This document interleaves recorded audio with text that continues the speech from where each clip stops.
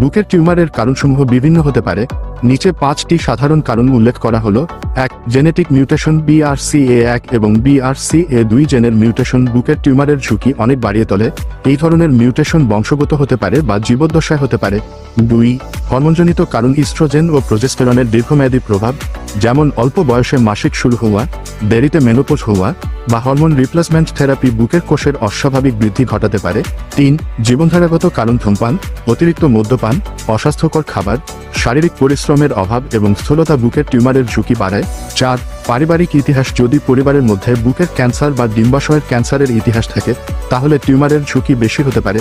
5. বয়স ও লিঙ্গ বয়স বৃদ্ধির সাথে সাথে বুকের টিউমারের ঝুঁকি বেড়ে যায়।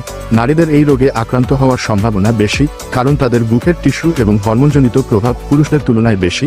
বুকের স্বাস্থ্যের জন্য সচেতন থাকুন এবং নিয়মিত চিকিৎসকের পরামর্শ নিন। সকল ধরনের জেনারেল সার্জারি চিকিৎসা পেতে যোগাযোগ